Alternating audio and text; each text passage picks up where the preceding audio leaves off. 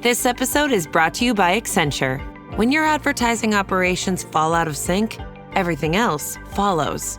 Spotify and Accenture are working together to reinvent the rhythm of ad sales, using automation, analytics, and smarter workflows to simplify campaign delivery and access better data across the business. The result? Less time spent on operations, more time connecting brands with the moments and fandoms that matter most. Learn more at accenture.com/Spotify.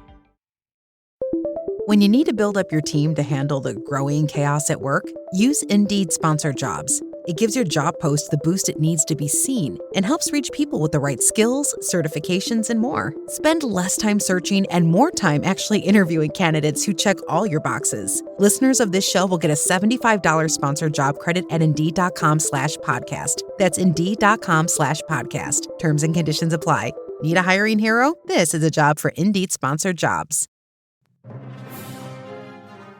Welcome to Holocron History, Star Wars Canon versus Legend. Join us as we take a deep dive into the lore of the Star Wars universe. Hello and welcome to the Holocron Histories podcast. I am one of your hosts, Austin, also known as Teacup, and I am here with my colleague, my friend, the esteemed Ben of Temeria. Well, hello, everyone. I'm here as always. And I know it hasn't been that long, but I feel like it has been a year since I have been on this show. Too much is going on. Too much is really going on in life right now. I think last time I was on this show was right after we got the Outlaws player drop or playthrough gameplay trailer. Yeah, and we did our Avar Kriss, part 1 of our Avar Kriss character deep dive with the High Republic stuff. But yeah. That was it. We didn't do a show last week because life happens, things are how it is. But we are back this week, and with us is our good friend Kodojo. Hello there. Hello there, Hello. John Kenobi. Yes. And we are here to talk about Keto Mundi. No, we are not here to talk about Keto Mundi. Let's not start that, man. Let's not start with that. I just have one thing to say about that I just want to say. And this was my official stance on this. So you can take this not as Holocron History's official stance. This is Austin Teacup's official stance on this. There is not enough language accessible in the English language for me to properly express how much I do not care about Kool-Aid Jedi. Right? Like, a lot of the changes, so let's get the hot topics out while we're here. Here we go.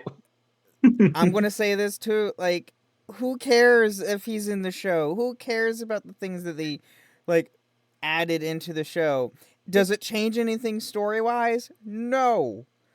It's still the same story. It still has the same plot line. It doesn't change anything. And by the way, it has been confirmed all the story and scripts and everything had to go to Dave Filoni to get stamp approval on top of the Disney/Lucasfilm writing team. So, just pointing that out for everyone. Dave Filoni had to approve all of it. I'm just saying, not enough words to express how little I care about that man. Right. He's in it for, 2 scenes, and that's it? Mm-hmm.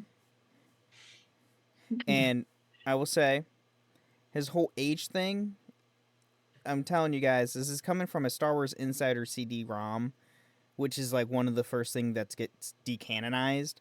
And on top of that, they had lightsaber colors completely wrong. On Mace Windu, they had his lightsaber color as blue, and Ki-Adi-Mundi as purple. Yeah, see. So, no, all that was false. This is my official stance. He will forever be referred to as Kool-Aid Jedi for me because I think that's Jedi. Hilarious. Oh, yeah, absolutely. He did it. Oh, yeah. But oh, yeah. Anyway, Oh, yeah. that is not what we are here to talk about. We are here to talk about the prequel trilogy as a whole, which, was very controversial when it first came out. Fun fact, I was 7 years old when the Phantom Menace released in 1999. If you want to figure out how old I am, you can do the math. And then, so I was 7 years old when that came out in May of 1999, and I proceeded to spend the entire month of May and June speaking like Jar Jar Binks. So my family has a great disdain for Jar Jar. Oh God,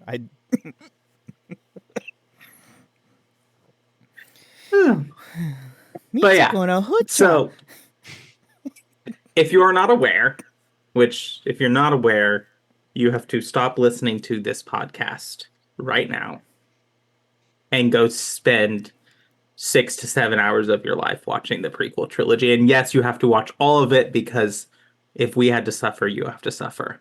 I'm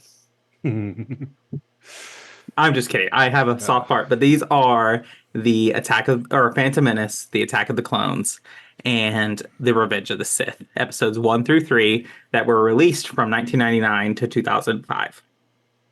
Yep. So that's what we are talking about. It is exactly what we're talking about today. No controversial takes or anything like that, obviously. Yeah. I did not agree to that. I know. No one did. It's okay. So, I mean, yeah, let's get right with it. I mean, we have Phantom Menace, the first Star Wars film we had since, 1982? 83? Somewhere around that. I don't Right. If you're not remember including the holiday specials. We don't talk about that. That doesn't exist. excuse me. Or What about the Ewok animated movies. Ewok movies? Whoa. Come on. And the live action okay. ones, too. Live action ones. Oh, they did do live action ones. I completely forgot about that. It is the first time we got a full feature film. Yeah. Yes, yeah. Phantom Menace is the first time we've had a full featured film of Star Wars in over 15 years. And my gosh. I mean, granted, all three of us didn't watch the originals when they first came out, unless we were time travelers or something like that. I don't know. But... Oh, the original? No. Not that old. Right. Definitely not me. But yeah, Phantom Menace, I mean, it's the start of a brand new trilogy. Brand new character. Well, not new characters. Some returning characters, but younger. So, I mean... My only gripe with the Phantom Menace is... How Qui-Gon... Oh. No, Jar Jar Binks, in a way. I think George Lucas tried to make him a comic relief. Oh, absolutely. And that didn't work. And then some point later down the line in the story, he gives Padme the idea to use the Gungans as a distraction to get the main army out of the city. Right. And those were the only two purposes he served for the first movie. Yeah. I think Jar Jar is an example of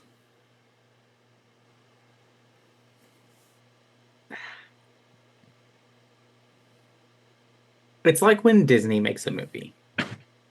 There are obvious like an animated movie. Oh, okay. When they make an animated movie, they really do have two audiences in mind when they create this movie.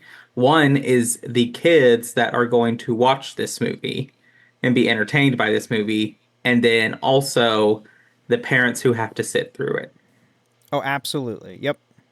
And I think George Lucas is kind of like doing the opposite, whereas like the primary focus for Disney animated is the kids, And so you have characters like Olaf and all kinds of things like that are there like to be funny and entertaining for kids to latch onto. But then you have themes in the movies that come up like death and acceptance and other themes that come up in these movies that might be a little more mature for a certain kid, but they'll watch it because of Olaf and then their parents can pick up on it and talk to them. But I think the opposite thing is happening in that Jar Jar, along with the Ewoks, kind of serve as this thing that the kids are able to attach to, so they will watch Star Wars. I mean, it obviously worked for me. I mean, I talked like Jar Jar for 2 months. Your parents almost killed you. They did. Yeah, go in that field. You'll find your president there. Go, drive. How rude! No, but that was my only gripe with that movie, essentially. Although they didn't give Darth Maul a lot of lines in it. They gave him kinda like 2. sucked. They Yeah, gave like him 2 lines. That's it. Yeah, but if you really think about it, how many lines does Vader have in A New Hope? Fair point. He has very, very few. It's like maybe more than 2. Yes, than it's more 2, than yes. 2. But he talks when he takes Leia prisoner.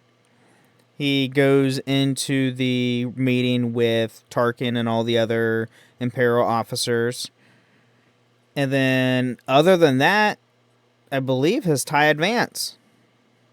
Yeah. And I think that's it, if I recall. Yeah. His duel with Obi-Wan. And his duel with Obi-Wan. Thank you. Yeah. So 4 scenes. 4 scenes. That's it. Yeah. Right. And Well, Star Wars, like, well, you go ahead, go. And then he's on the Tenef-4 discussing what to do with the ship as well.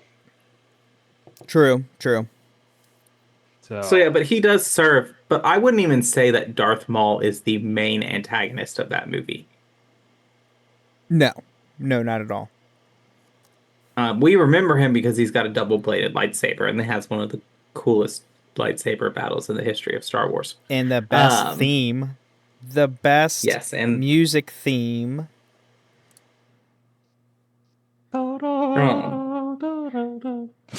But I used to have a lot of criticism of the Phantom Menace because I think it does have, and I think it still does have a little bit of pacing issues and getting buy-in. But I still used to say that the Phantom Menace has no main character because who really is the main character of that movie? Right. But George after Lucas, Anakin Skywalker. Right, but we don't meet Anakin until 40 minutes into the movie. Which part of that is like a pacing issue that George Lucas has to address because when you're writing, you don't want to introduce characters until they become relevant to the story. Yeah. Right. Yep. You don't want to introduce a character and then go away for them for a long time and then come back to them. That's more of a pacing issue than not introducing your main character for like 40 minutes. But I actually think Padme is the main character of this movie. Oh, absolutely. I mean, I know George Lucas was actually at a panel somewhere. I don't know what panel it was. Someone could remind me in Spotify or anything like that. But he was in a panel and saying specifically with the heroines of Star Wars, a lot of people were saying, oh, there's not enough female heroes in the franchise. And he's like, I disagree. My entire franchise is literally forefronted by female leads. Princess Leia in the original trilogy, and Padme throughout the entire sequel or prequel trilogy.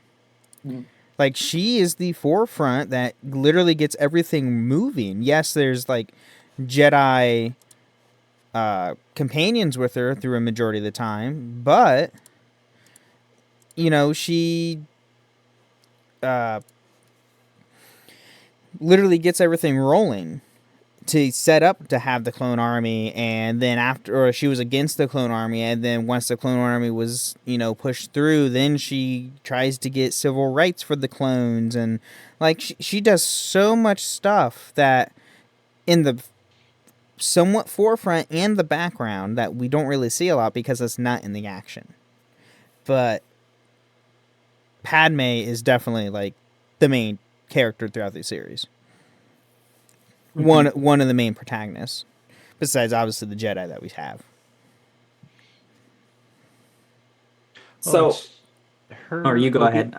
It's her, Obi-Wan, and Anakin at the forefront for the most part, Absolutely. and then everyone else just For 2 and supporting 3. Number 1, I would say Padme, Obi-Wan, and Qui-Gon. Anakin was kind of a side character through the majority of that first film. Towards the very end, I would debate. Yeah. Because he didn't really do anything until the very last battle of the film, where he accidentally got into, he got in it in one starfighter and R2 was in it, and then they somehow destroyed a droid control center and won the battle because of sheer luck. The plot armor is strong with this one. Yeah, exactly. Pretty much. Absolutely. So I'm going to bring up a little controversial because I remember the things that were what were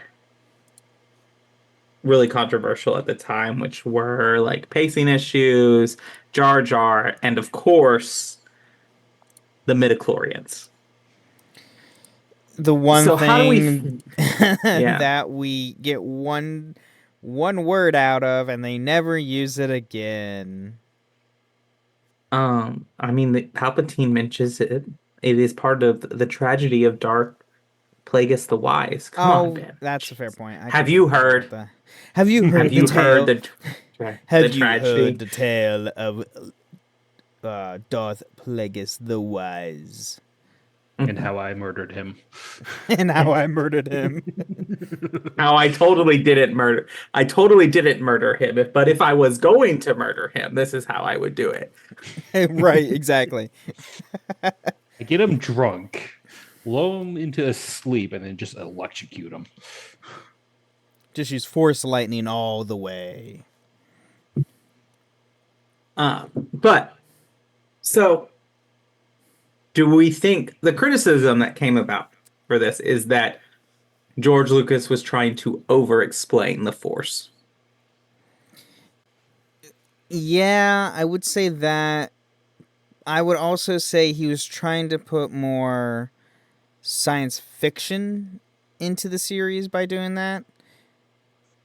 But obviously it backfired because Star Wars, yes, it's sci-fi, but it's more of fantasy than actual sci-fi. Mm-hmm. I always kind of view it as how the Jedi are able to do what they do. So there's some explanation of how they can use the Force, what the Force actually is. In a sense, like, well, there's these things called midichlorians that allow us to tap into the Force. Sort of like a... Well... At least that's how I was viewed it. Yeah, it's also where they try to give some explanation on why some Jedi are stronger than others. If you have a higher midichlorian count, you can wield the Force at a stronger usage rather than someone else who has a low midichlorian count. Kind of like how much mana you have. Pretty much, yeah, exactly. Yeah, he was essentially he was trying to put in like a monocapacity style of thinking with the Force, because the Force is Jedi are space wizards, and that's kind of where I think possibly where his line of thinking was coming from. Mm-hmm. And I think it comes down to like what George Lucas was deciding he wanted this to be, because you could take just the original trilogy and you could make the assumption that anyone could learn to use the Force. Right. They talk about having the Force or the Force being strong with you, but they don't really explain that. Like, it's more of a magic is something that you can tap into and learn how to tap into. More of a like wizard, D&D wizard type of style, whereas the midichlorians kind of imply a more sorcerer, like a genetic, a Yeah, and then core. you have a more natural, innate ability to use it Mm, rather than be able to learn to use it. right.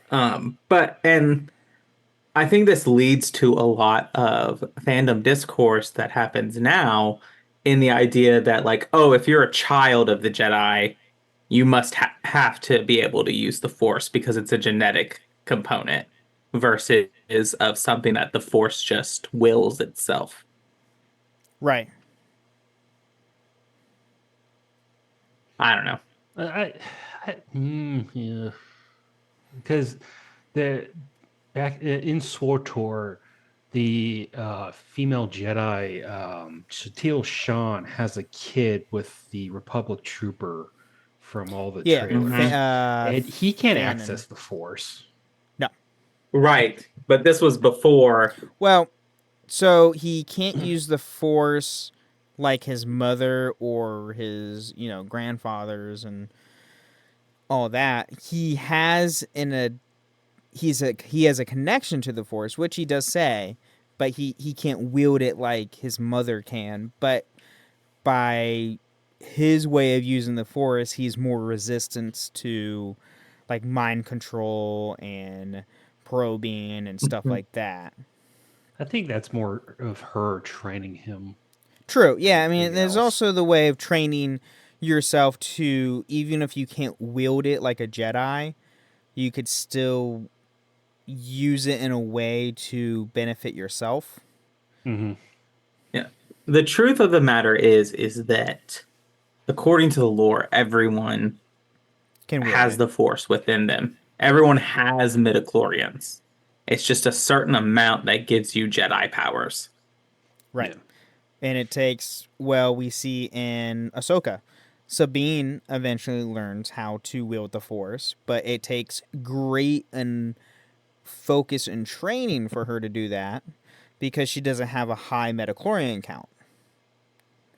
So Right. it's And I think, tougher for her to learn rather than if someone had a high metachlorian count. It's easier and more like a sixth sense instinct kind of a thing. and I do think this is one thing that, like, even though the prequel trilogy introduces this and we have to deal with all of that, this is something that I think Disney, when they threw out the old canon, underestimated how much people would still cling to that old canon as like Right. an expectation. And they thought, oh, we'll just create something new and people will latch on to that and they won't compare it to anything. But we did. And I just think, I mean, the They sequel underestimated. trilogy, They yeah, underestimated the power of the fandom. they did it. But I also think that it's created a sense of like deep Star Wars fans, the people who have read everything and are like looking for stuff and even just in the thing of like playing the original KOTORs through SWTORs and all the other video games that came out and whatever books you could get on or comics and watching the Clone Wars establishes things about the Force that Disney just doesn't really want to touch. It's not that they're ignoring it, they just don't want to touch it. And it creates a confusion. And I think Sabine's Jedi powers is an example of that. Of we haven't seen something like that before, and so it creates a confusion, and then in some fans creates a negative reaction of like, well, shouldn't anyone be able to use the Force? Well, no. If you listened to the episodes, it's because Sabine had a block and couldn't access. But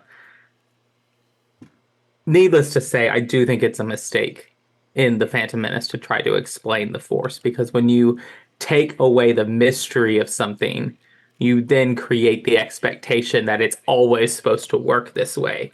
Whereas if you keep the mystery of the Force, you get I always jokingly say when someone brings up a comment like Ben sometimes like, oh, well, how does this? This doesn't make any sense. And I just go, the Force. When you Pretty start to much. explain that with them Absolutely. with Yeah, when you start to explain that with things like midichlorians, it's a lot harder to just go, oh, the Force. But wait a minute, you said the Force works this way. Well, to be fair, Qui-Gon was trying to explain the Force to a little kid who's never heard of it before. So True. Absolutely true. But Phantom Menace, I did love the ending when they have like 4 or 5 battles going on at the same time. You got the one in space. You got the Gungan versus the droid army. You got the battle in the city. You got the battle in the palace. And you got the Sith versus Jedi. And looking back, why didn't the Jedi send more Jedi? If they had a possible sighting with the Sith, they should have sent at least a Temple Guardian or 2. I go with the fact that the same reason that they don't send a company of Jedi Knights with Revan and Bastila in KOTOR. They want to expose the Sith.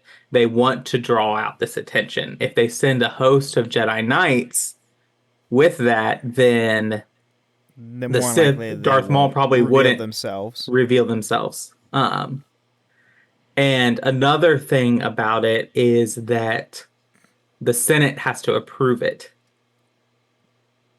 And the Senate approved Qui-Gon and Obi-Wan in protecting the Queen, but the Senate did not approve Republic action against the Trade Federation in Naboo. So to send more Jedi Knights would require Senate approval because the Jedi are subservient to the Republic Senate. Yep, and that's why they should never have gone into politics. Because that. To be fair to the Jedi at the time, they had just caused 4 millennia of wars with the Sith because they couldn't control themselves. Well, okay, that's fair. That's understandable. That's fair. Are you turning into Grimace? No, I have this. That's blue, not purple. No, it's purple. Is it purple? Oh, it looks blue on mine. Are you colorblind, Ben? No, I'm not colorblind. See, it's my... It's your Sith robe? Well, I have a black one that I could get from Sith robe. But anyway. This one is like... It's like a poncho. Fleece poncho blanket thing. I'm old, and I have old veins, and so I get cold. I'm just... Don't say what your age is, Dojo. Anyway. You said you were 7 when it came out, right? Yeah. I am 2 years older than you, and I don't feel that cold, man. Well, your veins are aging slower than mine. All right. Also, go on. It also helps I'm in Deep South, so. Oh, yeah, that's true. I am also in the South. You're like okay, then you South. got no excuse. Yeah. I am in the middle South. I'm Dojo's like north south. Yeah, but the further... Okay, you've got to be like... There is a line, because once you get past, like, Montgomery, Alabama, you start getting into beach territory, and that's a different kind of heat. Fair. That's fair. So. Well, all right. So... we are halfway in the episode. Do you want to take a mid-break now, or you want to go a little bit longer into Attack of the Clones and then break up Attack of the Clones? I think that we're going to have a lot to say about Revenge of the Sith, but not that much about Attack of the Clones. Cool. Let's take a quick mid-break, and we'll be back.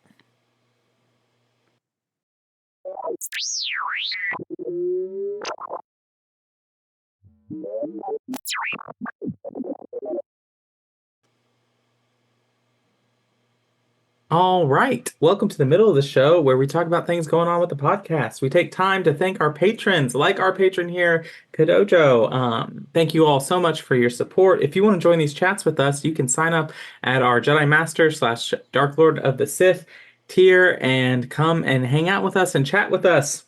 Another great way to support us is to leave us ratings and reviews on Apple or Spotify. If you leave us 5 stars and some kind words, we will read them out on a future episode of the show.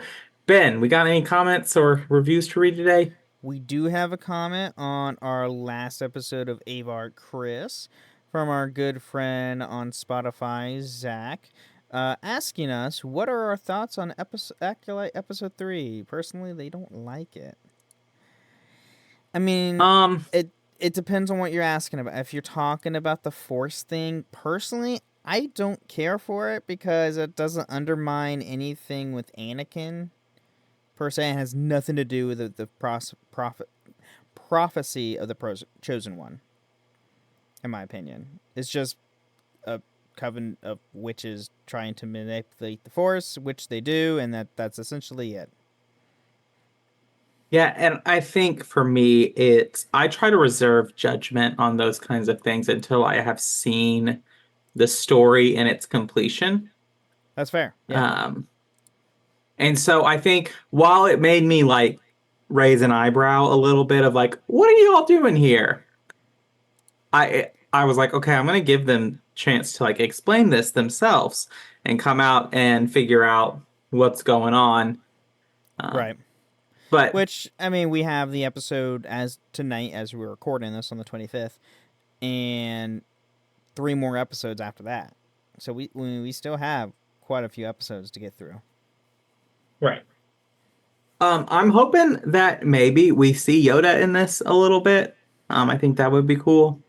I thought they said they weren't going to add Yoda, which would be weird because he's a Grand Master at this point. Right. But I think that episode 3, I am, and to use my happy or my favorite phrase, I am cautiously optimistic. Yeah, I would say I would agree with that. So I will say that as someone on this podcast who has consistently bashed the sequel trilogy, I am very cautious and do not trust Disney Lucasfilms with Star Wars a little bit. So I will say that. But I'm cautiously optimistic. That's fair. That's understandable. But yeah, that's all we have for comments.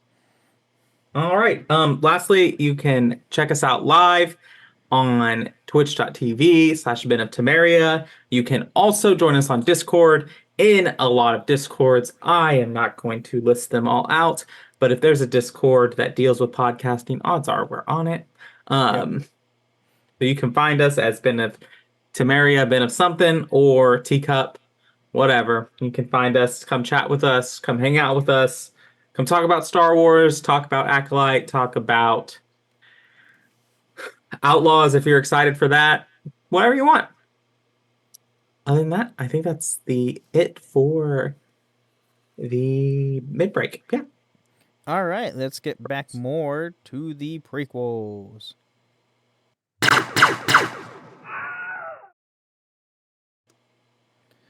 All right, we're back. And now we have the very short Attack of the Clones segment. This movie is trash. Oh, wow. That was short. Holy crap. I will say I like the battle sequence. I do too. Okay, yeah, the battle sequence is great. And that's about it. And honestly, how Mace Windu got his lightsaber. That's pretty much it. Okay. I do want to talk about the important thing of this movie is Anakin and the Sand People. I was about to say. I think it does a lot. Yeah. It does a lot for his character, but it also does a lot for like Padme's character and her own kind of blind spots that she has with Anakin. I, for a long time, have said that Padme and Anakin are not an example of a healthy relationship. If you are young and watching Attack of the Clones and you're like, especially if you're a man and you're like, man, Anakin's got game, I should try that. No, you really shouldn't. It is not healthy. You mean I shouldn't go out and slaughter a bunch of random people? No, please don't do that. A girl? Yeah, don't do that, period. We do not promote violence in real life scenarios. Don't. Yes. Also, please do not sit with a woman and try to tell her that she haunts your nightmares. That is not something that any person wants to hear. No, no, or how much you dislike sand. Yes, Can I that just is correct. say, Anakin is just a roiding hormonal teenager in this movie. No, Oh, that's exactly what it is. yeah. E- E.K. Johnson, who wrote the Padme trilogy, she famously talks about that the dialogue and the cringy dialogue for Anakin makes total sense when you consider that all of his formidable emotional years were spent being raised by monks who taught him that he shouldn't have emotions. And funny thing is that in the High Republic novels, I can't remember which one, they actually talk about, yeah, our Padawans, they're going to be horny. They can go and, Oh you yeah, yeah, know, yeah, yeah, yeah. with It's each other. I think it's in the second of the novels. I can't remember which one, but they can go and be horny with each other. But when they Oh yeah, start yeah. forming attachments, that's That's a where, big no okay, no. you take your Padawan off for a year on a year-long mission. When they come back, we'll see what happens. Right, yes, I think that's in the first. It's in first phase one. Definitely, I think it's the second of the adult novels. It's not in Light of the Jedi. I think it's in the second adult novel. And yeah, they straight up said, yeah, Padawans had flings, and as long as you Right. didn't have a emotional attachment, you're good. I was like, wait, what? So this might cause this episode to be marked explicit. But so they can bang all they want, but the minute that they like are like, oh, I like you as a person, nah, you got it. Out of here. Yeah, Out of pretty here. much. Pretty much. Pretty much, yeah, Like, exactly. I find you. They're basically saying you're allowed to find someone physically attractive. You're not allowed to find them emotionally attractive. Pretty much. That is, I mean, I, as someone who works with teenagers, You have my sympathies. creating, they're fine. Creating oppressive, like, things of like, oh, your like emotions and hormones are bad always ends up in them doing worse stuff than you expected them to.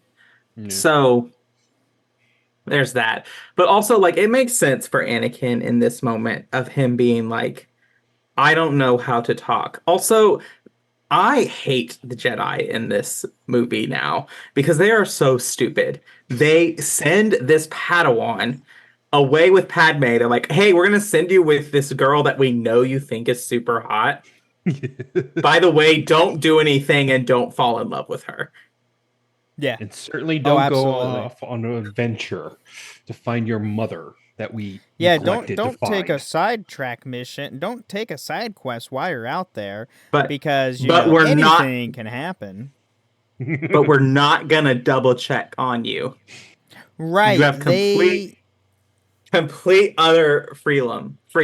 Also, I mean, it's the same thing I have with KOTOR, where they're like, oh, let's send these two Jedi who have an obvious force bond together on a mission to stop the big bad of the galaxy. By the way, don't fall in love and don't bang. But yeah, so and then Anakin's also being told that, oh, you're the chosen one. You're going to bring balance to the Force, and he's being told this throughout the entire decade between Phantom Menace and Attack of the Clone. That's just getting to him at this point, and he is powerful at this point than most Jedi Knights, even as a Padawan. Right, and I think that when you understand Anakin, because I think it's easy to like hate on Mace Windu in the prequel trilogy and in the Clone Wars of like how he treats Anakin. But if you imagine this is like someone who, came up from like the middle of nowhere, had like super smart gene, like super like raw intelligence, could figure stuff out, and comes in as a high school freshman and expects to be treated like they're about to graduate.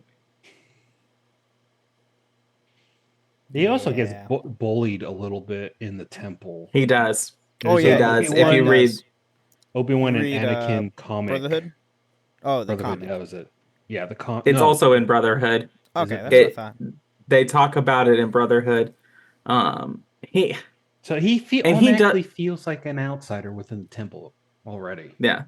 Hmm. Um, and it's part of the thing of like he is so much older than all of the like Padawans of his class. Yeah. And then there's also like he has to deal with the fact that in at least the Legends canon, Darth Krayt is at the Jedi Academy at the same time, and he is a Tusken Raider. Yep. Well, I Um, think he was adopted by Tusken Raiders. oh, maybe that is true. He was a Yeah, human adopted by but Tusken Raiders. he still had He- a Mask. antagonistic. Anakin and him were both antagonistic to each other. Mhm. Mainly Anakin to him because he was that of the The Sand Tusken People, Raider. a Tusken. So that alone, and then later, we go back to our Obi-Wan Kenobi episode. We talk about Darth Krayt and how he was there in Legends with Anakin, and then eventually becomes like the main Sith Mhm. hundreds of years Mhm. later. I will say this to a point as well, just back on Attack of the Clones. When I tell you the rush of excitement that I got when Yoda walks into that hangar and pulls out that lightsaber. Oh yeah. Yep, that fight scene with Yoda and Count Dooku was epic. Mm-hmm. Definitely. So, Revenge of the Sith. Dark movie, great movie. End of story. Yeah. Arguably the best of the three. Oh, absolutely. You know, The I opening I sequence was great. yeah. I argue that each trilogy has a different number that is the best. Like obviously Empire is the best of the original. I think that The Force Awakens is the best of the sequel trilogy, and that I think Revenge of the Sith is the best of the prequel trilogy. Now, I do hear a lot of criticisms that Revenge of the Sith would not be held in such high esteem if not for Clone Wars. I don't know. I mean, I feel like the film by itself, because obviously Clone Wars wasn't out at all when Revenge of the Sith premiered in theaters. I We thought had the even original. We Well, had the oh original well, Clone there's Wars. the original Yeah. Clone Wars. 2003. Even if you Clone Wars. didn't watch that, I feel like even with the trilogy, Revenge of the Sith was the best of the three. By far. Yeah. Yeah. But because And- by that time they knew the groove of what they were doing story wise, and it was also leading up to the major point where it eventually goes into the original trilogy. Yeah. Mhm. And Anakin's whole deal in this movie is that I personally think he was getting a little bit of PTSD from the war. Hmm. He's constantly in action. He's barely getting any breaks. And he even says, I thought we'd never get out of the Outer Rim siege. So that tells me he's been out there for a while, right off the bat. Mhm. But his entire thing is that he's having visions of Padme dying, giving childbirth. Now, while that is a valid concern, can I just point out this is a very advanced galaxy? His wife is a senator with top of the line medical equipment available to her. So this really shouldn't be a thing. I think it comes back, especially like this PTSD you're talking about, because like when you are talking about mental illness and mental like stressors like that, they affect your ability to reason rational, like to think rationally, to think in a way that allows you to, there's almost like a magical sort of thinking that happens here. That's actually I think that is the actual psychological term, magical thinking. This is how this is going to be because I know it. And I think that it's not just trauma from the war, but it is trauma of losing his mother. Yeah, that too. And like Palpatine is so maniacal, so scheming in this. And like even when like he kills Count Dooku and is regretting it, Palpatine is driving that knife further in by like bringing up the Sand People. Yeah. In that moment to Anakin to further like unhinge him to make him susceptible to these dreams. And I think that is what is happening is he has these visions and to him they're always going to be real. And the problem is as much as I really don't like the discourse that like tries to absolve Anakin of all responsibility for the things that he does and blame it all entirely on Palpatine and the Jedi. I do think Yoda and the Jedi do fail him in this moment of not recognizing the red flags and saying to him basically like just, let go and let God is basically what they say to him. Right. Especially Obi-Wan because he had to know. Oh, he had to know. Well, at the time of Revenge of the Sith, we somewhat get an inkling, but thanks to Clone Wars, like season 7 specifically, with Dave Filoni, Obi-Wan knew, without a doubt. Obi-Wan absolutely knew what was going on. Well, there was a deleted scene where Obi-Wan was talking to Padme about figuring out where Anakin is, and he just straight up says, the child is Anakin's, isn't it? Right. So yeah. That made it into the movie. I was about to say, and Obi-Wan's like, Anakin's the father, isn't he? I thought that was a deleted scene. Yeah, there is a scene that was cut. It was never filmed, but it was written. We were released the text of it, which is basically a conversation that Obi-Wan has with Padme, where he's like, I have turned a blind eye to this with you and Anakin. And I know that he has like some infatuation with you or something like that. And that's the conversation that has, but that was cut due to a thing of like time. And they put him into the thing of like straight up asking her, being like, Anakin is the father. And he does that. There's also a deleted Clone Wars scene where, no, maybe this one made it into the actual show too, where Obi-Wan is basically like, I know how you feel about Padme, and you've met Satine, so you know that I know that what this struggle is like. Mm-hmm. Right.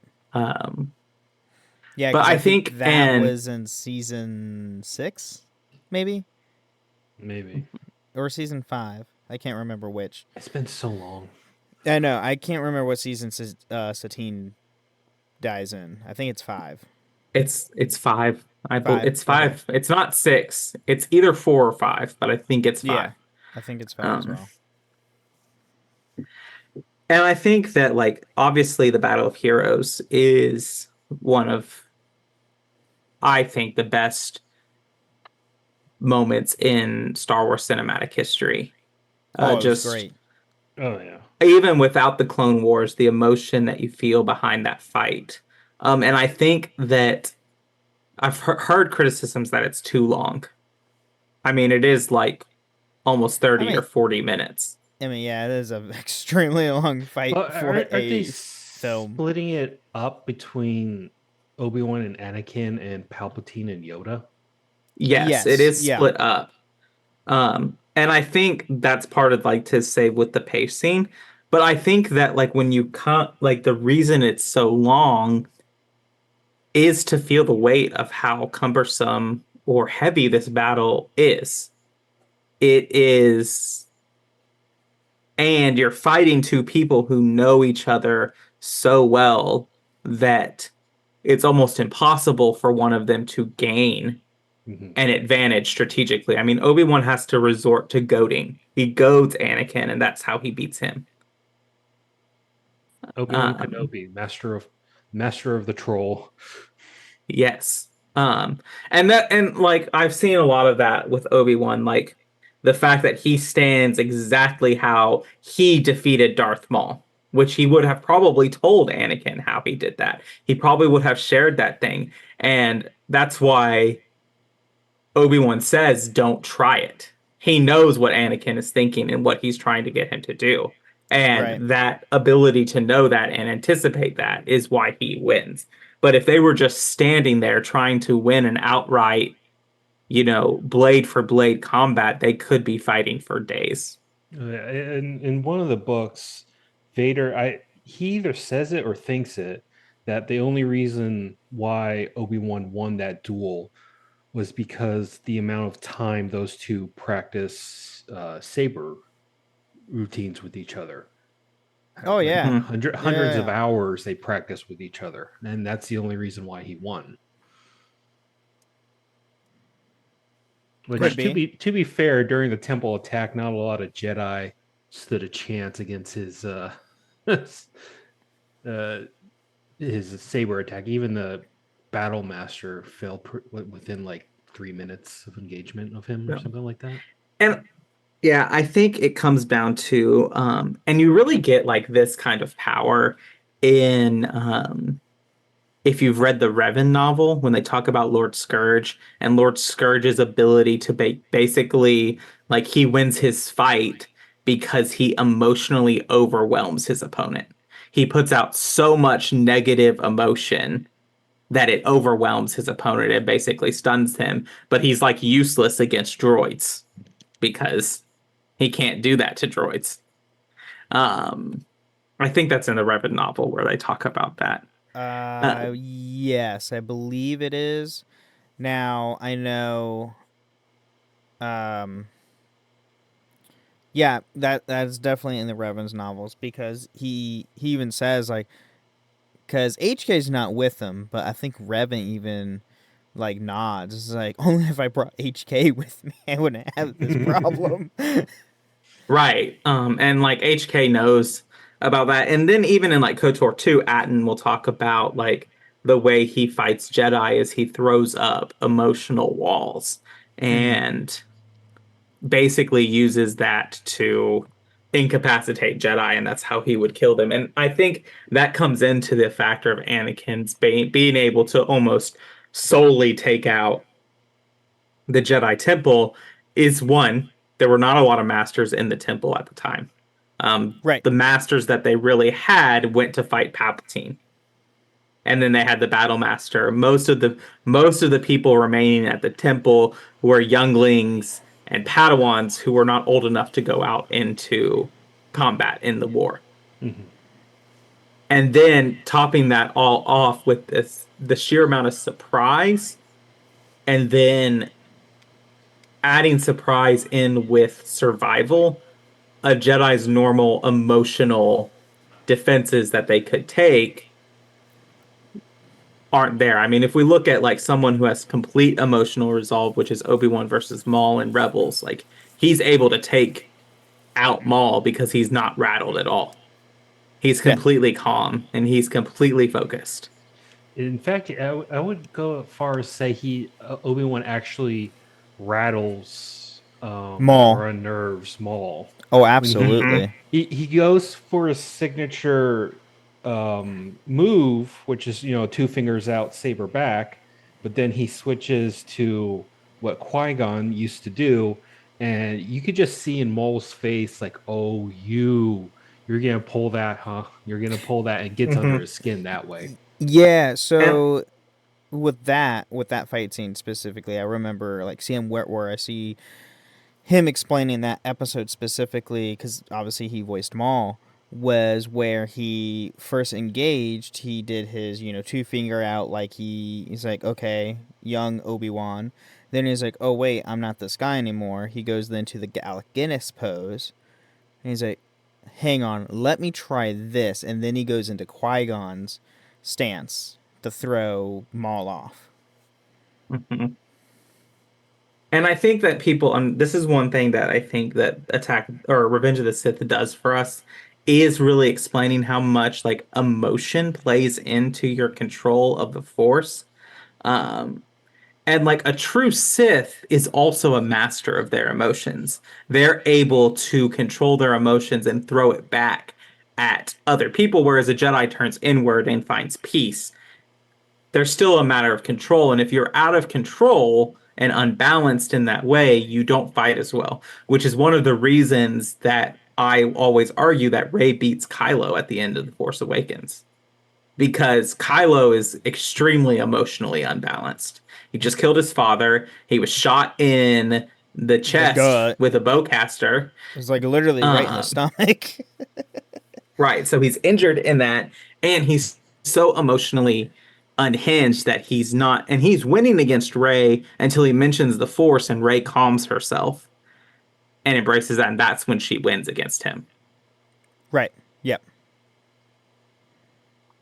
So like I think people underestimate a lot of like how emotion plays into this, and I think there's a moment with Obi-Wan when he realizes that there is no getting Anakin back in this fight. Which is when he says, then you're lost. And then after that, he's less emotionally unhinged. And he calms himself, and that's how he wins this fight. Yeah, I think that with that, there's just a good amount of, with the Revenge of the Sith, I think it's a really good tie-in. And the way that they, end it with, Bail the Organa's taking Leia and then sending Tatooine. I will say that I love that every trilogy has a scene where someone stands on the Lars homestead and looks at two setting Tatooine suns. Yeah. Yeah, you're right. It's in every single, at least trilogy. once. It's not in all. Once in each trilogy. Yes. Because the original obviously is at the get-go. And then prequels is the end of Revenge. And then the sequels is also the end of the sequel. Yes. And Luke also sees two sons when he dies. Oh, yeah, that's true. That's right. So twice in the sequels. Right. So I appreciate that. I think that they do a lot in there to like tie in like how we get to A New Hope in a lot of ways, where they like have a lot of tie-ins. Like we see Obi-Wan take Anakin's lightsaber from him. We see how he becomes Darth Vader, all of that. My biggest beef with Revenge of the Sith, and we've talked about this on our Padme episode, is Padme's death. Like Kadojo mentioned earlier, it was, you have the best medical technology access available. I think it would have been better if Anakin would have killed her. Oh, absolutely. Kadojo, you still there? You've been quiet. Nope, I've been muted this entire time. Oh. I just think I'm being rude and talking all over you. No, it's fine. It's just, agreed. Padme, they should have had like some, just have Anakin like pinch some kind of blood vessel in the neck, or just something that made more sense other than she's lost the will to live. That's sad. An option. That's an option. Apparently, don't tell millennials. Don't tell our generation that you can just lose the will to live. But no, like it's a better story. Like it shows how far he's actually gone, and it falls in line with like that Greek tragedy that I think they're going with of, you worked so hard to undo this prophecy that you had that you ended up causing it. Mm-hmm. Right. Yeah, exactly. And I think that like, I realize why they wanted to do that, because there is the idea of like, okay, she died on Mustafar. babies are really only viable for a set amount of time inside of a dead mother's body. Mhm. Right. I just want to do shout out to Ian McDimmel. Is that how you say his name? Ian McDermott, the Emperor The Palpatine, the Palpatine. actor Yep. Palpatine, Palpatine. Ian and McDermott. and Ian McGregor. Those two showed up in all three prequel movies, and I personally think they carried the prequels. Oh yeah, I Especially mean Ian Palpatine. McDermott is like in the original and prequels and sequels. Yeah, Mhm. he does such a good job with that character. Oh, absolutely. There is one Star Wars actor who is in every Star Wars movie. Actor or character? Actor. Every C-3PO? Star Wars movie. Yes. Oh, yeah, the actor for C3. So it's like Anthony the only Daniels. other one I know Uh, is C-3PO. Well, R2 as a character is True. in every True. movie as well. He's a character in Yeah. every movie. Um, Now, the actor who played R2 originally did pass away, I want to say like mhm. 5-ish years ago, within the last 5 years. He passed away before. I don't think he was in the sequel trilogy. Maybe in the first one. Yeah, I mean, it was, yeah, Well, did he play him or did he just drive him? yes. I don't Drive him remember. around. But I mean, of the original trilogy actors, you have James Earl Jones, Harrison Ford, Mark Hamill, Mhm. Anthony Daniels. Yeah. Those are the ones that That's it. are really left. Ian McDermott is still around. That's true, too. Well, isn't Harrison Ford? Did you say Harrison Ford? Yeah. Yeah, he's alive. Okay. I can't remember if Trust you said me. him or not. Yeah. He has to be, because there's the next Indiana Jones film. Again? Can we just stop? Can we have an original idea? Jeez.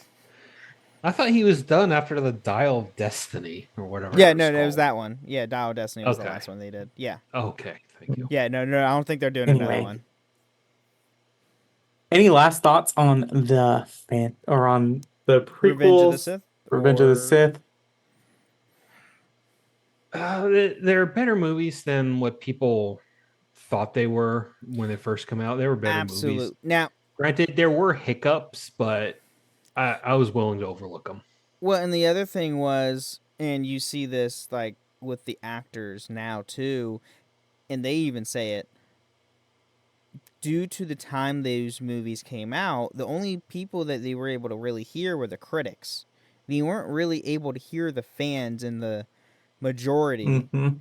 as we get today, thanks to social media and the internet and blogs and all that stuff. To Yeah, where, Rotten Tomato wasn't a thing. yeah, exactly. So with it being now and seeing it 10 years later with the prequels and the actors getting the love they deserve. I mean, I remember back when, I think it was either last year or 2 years. No, I think it was 2 years ago at Star Wars Celebration when Hayden Christensen first came back, was announced to come back into Star Wars and come to Star Wars Celebration to promote Obi-Wan. The amount of people giving the love and seeing it on his face just like almost started making me cry in tears of joy seeing him get what he deserves. Yeah. And then Ahmed Best, Jar Jar Binks actor. Yes, exactly. Him as well. He was the same way. He finally gets his proper dues. Oh, At absolutely. least in the Mandalorian. Yeah, and I didn't realize that his character in The Mandalorian was also a Jedi Master trainer on a live YouTube kids show they did with it was like a Temple, like what was it that? was like an obstacle course kind of a thing, I believe, Yeah. right? Like Temple Run or Temple something like that. Yeah. I think it was called Temple Run or something similar to that. But yeah, Mhm. like him getting the love and praise that he deserved from the original films, and him now, yes, he played Jar Jar Binks, but he's also a Jedi Master who saves baby Grogu. And canonically, that Jedi Master does have a brother that you see in Attack of the Clones, in the Oh, bar okay. scene in the background. They gave the actor Oh, that's cool. extra part in the bar. Oh, that's awesome. So yeah, I mean, it's great to see the love and the appreciation that the prequels get nowadays, thanks to the technology that we have. Mhm. So But that's all I have. All right. Well, we are unfortunately out of time. Um, just to, just for Ben's editing purposes. Um, but yeah, so thank you, Kodojo, for coming on and talking with us. If you want to just anything you want to plug or tell people where they want to find you before we wrap up. they can just find me on Discord. I refuse to join social media. Mate, you're the smart one. But yeah, so thank you for being here. Thank you all for listening to the Holocron Histories podcast. We'll see you next time. And may the Force be with you.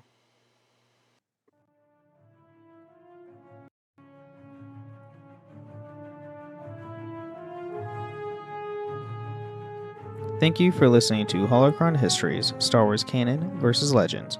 You can find us on the Robots Radio Discord at robotsradio.net, the Ben and Friends Podcasting Discord, and even at the Cups Podcast and More Discord. You can find us on Twitter at SWHoloHistories, and even email us at holocronhistories@gmail.com.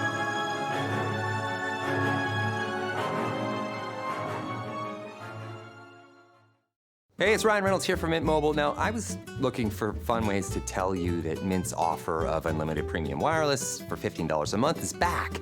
So I thought it would be fun if we made $15 bills. But it turns out that's very illegal.